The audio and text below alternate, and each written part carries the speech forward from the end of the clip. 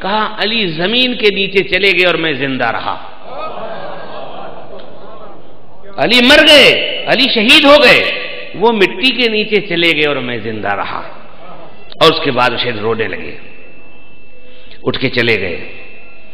تو اب معاویہ کے لیے جملہ ملتا ہے ایسی آستین لے کر کے جو آنسو بہ رہے تھے، پوچھتے ہوئے کہتا ہے یہی اعتراف جب دشمن کرے کسی کا تو پھر تعریف ہوتی ہے. کہتے ہیں کہ اقمت الدنیا ان تلد مثل علی ابن ابی طالب، دنیا بانجھ ہو گئی کہ علی جیسا فرزند پیدا کرے. علی جیسا فرزند، علی جیسا بیٹا کوئی پیدا کرے، دنیا بانجھ ہوگی. بانجھ ہونا سمجھتے ہیں نا، جس کے بچے نے پیدا ہوں. تو دنیا کو اس نے کہا معاویہ نے کہ دنیا بانجھ ہو گئی کہ علی جیسا بچہ پیدا کرے. تو ایک مرتبہ اپنے بڑے قریبی دوست، بڑے چاہنے والے اور تمام لوگوں کو خطاب کرتا ہے، یہ جو علی کا چاہنے والا ہے تم نے دیکھا، علی دنیا سے چلے گئے، مر گئے، آج بھی اس کے مرنے کے بعد علی کی محبت اس کے دل میں کتنا ہے. کس سے کہا؟ عمر آج سے کہا اور دوستوں سے کہا، دیکھا تم نے اس کو، علی کے چاہنے والے کو دیکھا؟ آج اتنا زمانہ ہو گیا علی کے گئے ہوئے اور آج بھی اس کے دل میں اتنی محبت ہے. تو عمر آج نے کیا کہا معلوم ہے؟ تم بھی علی کے جیسے ہو جاتے تو ہم بھی محبت کرتے. نہیں سنا آپ نے؟ اللہ اکبر. جب دشمن اعتراف کر لے، کہتا کہ دیکھو علی چلے گئے، اس کے دل میں اتنی محبت ہے، تو میرا کہتا کہ تم بھی علی جیسے ہوتے تو ہم بھی محبت کرتے. کہتے خدا کی قسم اتنی دیر جو اس نے فضائل علی کو بیان کیا تھا، اتنا میرا دل آزردہ پریشان نہیں ہوا. تیرے اس جملے نے مجھے بڑا زخمی کیا ہے. صلوات پڑھیے محمد و آل محمد پر. تو دوستو موضوع ولایت بڑا عجیب و غریب ہے، بڑا اہم ہے. اور اصحاب کے واقعے میرے پاس وقت نہیں تھا، اگر ایک ایک صحابی امیر المومنین کے جو اس وقت زندہ تھے اور جو اس دنیا سے چلے گئے، ان کے واقعات کو پڑھیے اور اس کے بعد روئیے کہ میرا مولا کتنا مظلوم تھا. علی کل بھی مظلوم تھے، آج بھی مظلوم ہے. علی کل بھی مظلوم تھے اور آج بھی مظلوم ہے. یہ دنیا، یہ دشمن کیا پہچانے؟ دوستوں نے نہیں پہچانا. آج بھی ہمارے اپنے لوگوں میں صرف نام علی کے اوپر کتنا جھگڑا ہے، خود آپ کو پتا ہے. ہمارے اپنے درمیان کی بات ہے کہ یہ خود بھی ایک مظلومیت علی کی نشانی ہے. اس کو آپ یہ نہ سمجھیے دوستو عزیزو کہ لفظ غالی کہہ دیا جائے، مقصر کہہ دیا جائے اور مرجع کے خلاف بات ہو جائے، علماء کے خلاف بات ہو، خطبہ کے خلاف بات ہو، ذاکرین کے خلاف بات ہو. نہیں، یہ مظلومیت علی آج بھی ہے کہ وہ مولا کتنا آج ہمارا مظلوم ہے. کوئی ایجنسیوں کا شکار ہے، کوئی پیسوں سے بکا ہوا ہے، کس کی زبان بکی ہوئی ہے، کس کا قلم بکا ہوا. میں اس موضوع پہ نہیں جانا چاہتا، لیکن میں صرف یہ کہہ رہا ہوں کہ کل بھی میرا مولا مظلوم تھا اور آج بھی میرا مولا مظلوم ہے. تو میں گفتگو کر رہا تھا ولایت کے اوپر کہ دوستو عزیزو، آپ اپنے اوپر فخر سے نازاں ہوں اور سینہ تان کر کے اور کھل کر کے کہیں کہ ہم علی والے ہیں، ہم علی کے چاہنے والے ہیں، کوئی اور نہیں ہے. یہ آیت مبارکہ جو ہم نے پڑھی ہے یہ ولایت کے سلسلے میں تھی، اور اس کا خلاصہ صرف اس لیے میں کرنا چاہ رہا تھا تاکہ آپ حضرات متوجہ ہوں. دشمنوں نے اس پر اعتراض کیا کہ یہ کون سی خاص بات ہے کہ انگوٹھی دے دی اور آیت نازل ہو گئی، اس میں نماز میں فرق آ گیا. اب یہ بار مجلسوں میں نے ذکر کیا ہے گزشتہ تقاریر میں، اور اس کو میں دہرانا نہیں چاہتا، لیکن صرف یہ بتاتے ہوئے ایک بار پھر میں آپ حضرات کی توجہ کو متوجہ کرنا چاہ رہا ہوں کہ بار بار ہم نے ولایت اور ولی کا ذکر کیوں کیا ہے. میں مسلمانوں سے کہنا چاہتا ہوں، دوسرے لوگوں سے کہنا چاہتا ہوں جو رسالت کے بارے میں بات کرتے ہیں، جنہوں نے رسالت کے بارے میں الٹی سیدھی باتیں کی، ان سے نہیں کہنا چاہتا ہوں. جو لوگ دعوے دار ہیں کہ ہم رسالت کو جانتے ہیں، ان سے بھی کہتا ہوں، ولایت کے ماننے والوں کو بھی کہتا ہوں، دوستوں سے بھی کہتا ہوں، اور دوستوں میں بھی جو غفلت کی وجہ سے، میں گمراہی نہیں کہہ رہا ہوں، غفلت کی وجہ سے بھٹکے ہوئے ہیں، سب کو میں بتانا چاہتا ہوں کہ دوستو عزیزو، توحید کے اقرار کو ہم کیوں بار بار کہتے ہیں؟ تاکہ شرک سے بچ جاؤ. توجہ رکھیے گا میرے جملے کی طرف. توحید کے اقرار کو اس لیے کہتے ہیں تاکہ شرک سے بچ جاؤ. نبوت کے اقرار کے لیے اس لیے کہتے ہیں، پیغمبر اسلام کی معرفت کے لیے اس لیے کہتے ہیں تاکہ کفر سے بچ جاؤ. اور ولایت کو بار بار اس لیے کہتے ہیں تاکہ منافق ہونے سے بچ جاؤ، نفاق سے بچ جاؤ. یہ ولایت علی وہ ہے جو انسان کے چہرے سے نفاق کی چادر کو الٹ دیتا ہے، چہرے بے نقاب ہو جاتے ہیں جو منافق ہیں. انہیں پسند نہیں آتا ہے کہ علی کا ذکر ہو یا علی کو اچھے طریقے سے مانا جائے. یہ بار بار علی کرتے ہیں، بار بار علی کرتے ہیں. یہاں پر میں ایک بات دہراتا چلوں کہ دوستو عزیزو، جو سورہ حمد کے پڑھنے کی تاکید بار بار نماز میں کی گئی، کسی دن میں نے شاید اشارہ کیا ہو، لیکن پھر میں دہرا دیتا ہوں کہ کسی بھی مسلمان کو اجازت نہیں ہے کہ 5 وقت کی نمازوں میں سورہ حمد کے علاوہ کوئی سورہ پہلا پڑھے. سورہ حمد پڑھنا ضروری ہے. اب اس کے بعد سورہ حمد آپ نے اگر پڑھ لیا ہے تو انا اطعنا بھی پڑھ سکتے ہیں، قل هو اللہ بھی پڑھ سکتے ہیں، انا انزلنا بھی پڑھ سکتے ہیں، اور لمبے سورے بھی پڑھ سکتے ہیں جو اجازت ہو. اب مسئلہ یہ ہے کہ مسلمان نماز پڑھتا ہے دن میں 5 مرتبہ اور ہر 2 رکعت میں سورہ حمد پڑھتا ہے، یعنی 10 مرتبہ اس کا ذکر آتا ہے. اللہ اکبر. مسلمانوں نے کاش کہ اس حدیث کو مولا علی والے کو سینے سے لگا لیا ہوتا کہ جو کچھ قرآن میں ہے وہ سورہ حمد میں ہے، جو سورہ حمد میں ہے وہ بسم اللہ میں ہے، جو بسم اللہ میں ہے وہ نقطہ با میں ہے. مسلمانوں کو سورہ حمد کے علاوہ پڑھنے کی اجازت نہیں ہے. کتنا علی سے دشمنی کرو گے؟ سورہ حمد چھوڑ دو تو ہم جانیں. نہیں، توجہ نہیں کی. کتنی دشمنی علی سے کرو گے؟ سورہ حمد چھوڑ دو، نماز پڑھ کے دکھا دو. صلوات پڑھیے محمد و آل محمد پر. اب جو حضرات سمجھ گئے ہیں، میں اس سے زیادہ کھل کر کے نہیں کہہ سکتا ہوں. نقطہ با جو ہے مولا علی ہیں، اور نقطہ با کیا ہے؟ سورہ حمد کا خلاصہ ہے. تو سورہ حمد چھوڑ دو. علی سے دشمنی ہے، کوئی بات نہیں. اچھا ایک بات اور دیکھیے، بات آ گئی تو سمجھ لیجیے کہ سورہ حمد میں 7 آیتیں ہیں. سورہ حمد میں 7 آیتیں ہیں اور اس کے مختلف نام ہیں. مثلا فاتحۃ الکتاب، قرآن آپ کھولیے، اس سے کھلتا ہے اس لیے فاتحۃ الکتاب. حمد چونکہ اس کا الحمد سے شروع ہوتا ہے، اس کا نام جو ہے 7 مثانی ہے، یعنی 2 مرتبہ 7 آیتیں نازل ہوئی ہیں. ایک مرتبہ مکے میں حمد نازل ہوا ہے، ایک مرتبہ مدینے میں نازل ہوا ہے. آپ نے سنا ہوگا کہ سورہ حمد 2 مرتبہ نازل ہوا ہے. ٹھیک ہے، اس کا نام یاد رکھیے 7 مثانی. 7 کہتے ہیں 7 کو، مثانی یہ 2 مرتبہ نازل ہوا. آپ حضرات متوجہ ہیں؟ بڑی توجہ سنیے کہ فضائل مولا کو سنا رہا ہوں میں آپ کی خدمت میں.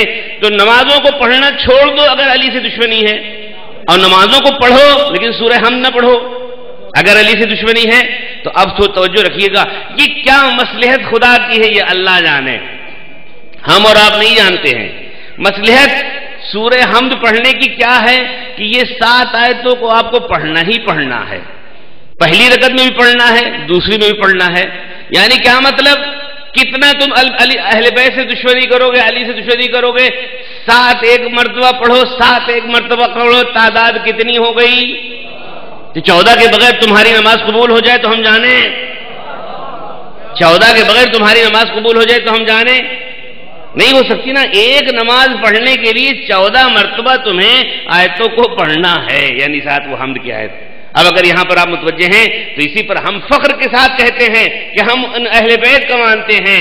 14 تو تعداد ہے، لیکن جن کے نام بار بار آئے ہیں اگر ان کا خلاصہ آپ کر دیجئے تو وہ بھی تعداد 7 بنتی ہے. توجہ ہے آپ کی. پنجتن پاک کے نام محمد، علی، فاطمہ، حسن، حسین، یہ 5 ہے نا. صرف 2 نام اضافی ہے، ایک جعفر، ایک موسیٰ. 5 اور 2 7. ادھر سورہ حمد کی آیتیں ہیں، اہل بیت کا خلاصہ 7 نام ہے. کتنی مطابقت پائی جاتی ہے. بے حب اہل بیت عبادت حرام ہے.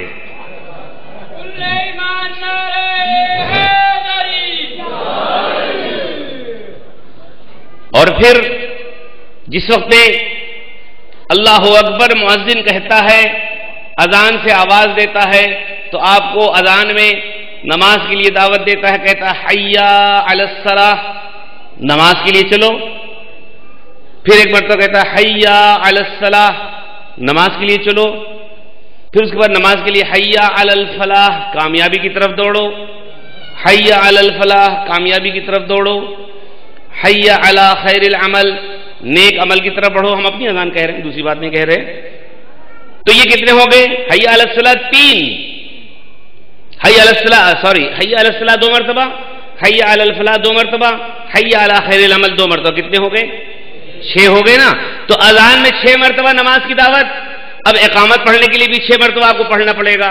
تو 6 دو نہیں 12 یعنی نماز کو 12 مرتبہ یہ یاد دلایا گیا آپ کو، اور پھر جب نماز قائم ہو رہی تو کہا جا رہا ہے قد قامت الصلاۃ، قد قامت الصلاۃ 2 مرتبہ، 12 اور 2 14، یعنی نماز کی دعوت کے لیے ہر مسلمان کو 14 مرتبہ دعوت دی جاتی ہے۔ اس سے بھی تو آپ سمجھ لیجیے کہ نماز کی اہمیت میں 14 معصومین کا کتنا کردار ہے۔ اور پھر یہاں آنے کے بعد ایک بات میں پیغام دے دوں اپنے جوانوں اور بچوں سب کے لیے کہ 14 مرتبہ اس کو آواز دی گئی فجر میں، 14 مرتبہ اس کو آواز دی گئی ظہر میں، 14 مرتبہ عصر میں، 14 مغرب میں، 14 عشاء میں، 14 پنچے 70 مرتبہ اللہ کے سجدے کو اسے آواز دی گئی۔ یہ کتنا گنہگار انسان ہے کہ 70 مرتبہ اللہ کی طرف بلایا گیا ہے اور ایک بار بھی اللہ کی طرف نہیں جا رہا۔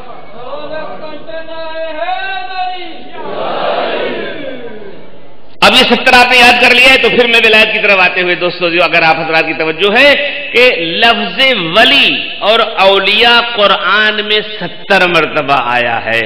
چیک کر کے دیکھ لو، قرآن کو اٹھا کر کے دیکھ لو، 70 سے 71 نہیں ہے اور نہ ہی 69 69 نہیں ہے۔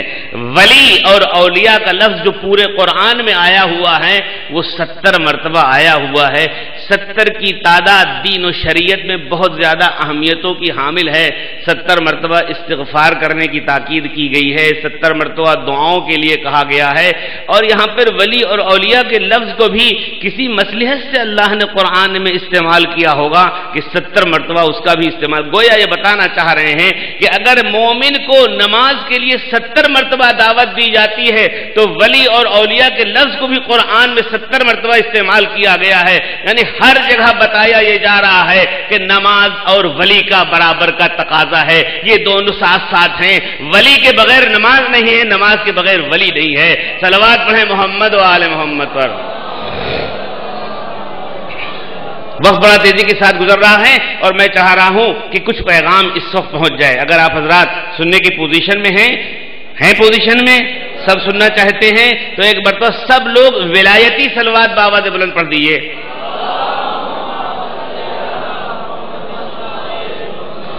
دنیا والے ہمیں تانا دیتے ہیں کہ بھائی آپ اللہ کو نہیں مانتے ہیں، آواز آ ہی رہی ہے، اللہ مشکل کشا ہو ہی گیا ہے، اللہ مدد چل ہی رہا ہے، آپ کے یہاں دیکھ رہے ہیں تمام بسوں میں لکھا ہوا، دیواروں میں چل رہا ہے۔ یہ نہ اللہ کو مانتے ہیں نہ اللہ کا رسول کو مانتے ہیں، اور ہم نے کسی مجلس میں کہا تھا کہ ہم سے بڑھ کے کون مانے گا، اللہ کو ہم سے بڑھ کے کون مانے گا؟ اس لیے کہ ہم نے اللہ کو علی سے لیا ہے۔ تم نے کہیں سے لیا ہو، جہاں سے بھی لیا، ہم نے اللہ کو علی سے لیا ہے۔ علی نے کہا ہے کہ من عرف نفسہ فقد عرف ربہ، جس نے اپنے نفس کو پہچانا اس نے اپنے رب کو پہچانا۔ اب میں آپ کو بتانا چاہ رہا ہوں کہ اللہ کی معرفت کے ساتھ علی کو پہچانو۔ ایک آیت ہے سورہ آل عمران میں، معذرت کے ساتھ قرآن میں ہے هو الذی یصورکم فی الارحام کیف یشاء۔ یہ تھوڑی سی علمی بات ہے، میں چاہتا ہوں کہ سب سمجھ لیں، اور اتنا آسان میں بیان کرنے کی کوشش کروں گا کہ سب جان لیں سمجھ لیں۔ هو الذی یصورکم فی الارحام، دیکھیے اس میں صرف مولا کے فضائل پڑھنے ہیں، لیکن ابتدا میں کچھ بات چلے گی، بغیر اللہ کے آپ نہیں سمجھ پائیں گے۔ وہی خدا ہے جو ماں کے پیٹ میں، ماں کے رحم میں تمہاری تصویر بناتا ہے، تمہاری تصویر بناتا ہے۔ تصویر، لفظ تصویر سمجھ رہے ہیں نا؟ تصویر اب تو کیمرے سے بہت چل گئی، اب تو ماشاءاللہ ٹیکنیکل زمانہ ہے، تصویر کا تو مسئلہ حل ہے، آسان ہے کیمرے سے، لیکن اس سے پہلے اور آج بھی جو ہاتھ سے تصویر بنائی جاتی تھی اس کی اور ویلو ہوتی تھی، اور آج کے زمانے میں بھی اس کی بڑی ہی مانگ ہے، اور اگر کسی نے ہاتھ سے کوئی تصویر، کوئی سینری بنائی ہے تو اس کی بڑی ویلو ہے۔ آئیے اسی پر بات کرتے ہوئے کہ تصویر بنانا کپڑے کے اوپر، کپڑے پر آپ بنائیں آسان ہے، کاغذ کے اوپر قلم دواز سے بنائیں آسان ہے، دیوار پہ بنائیں، جمادات پر، پتھر پر، لکڑی پر، لوہے پر، تصویر بنانا آسان ہے۔ بہت توجہ سنیے گا، علمی بات ہے۔ هو الذی یصورکم فی الارحام، وہ اللہ تمہاری تصویر ماں کے پیٹ میں، ماں کے رحم میں تمہاری تصویر بناتا ہے، کیف یشاء، جیسے چاہتا ہے۔ کون بناتا ہے؟ اللہ۔ ماں کے پیٹ میں بناتا ہے نا، لیکن وہ تصویر نہ لکڑی پہ بن رہی ہوتی ہے، نہ لوہے پہ بن رہی ہوتی ہے، نہ کاغذ پہ بن رہی ہوتی ہے، نہ کپڑے پہ بن رہی ہوتی ہے، تصویر کس پر بن رہی ہوتی ہے؟ قرآن کی آیت پھر ہے ہم نے انسان کو اچھلتے ہوئے پانی سے پیدا کیا ہے۔ انسان کی اصلیت وہی اچھلتا ہوا پانی ہے، تو گویا پانی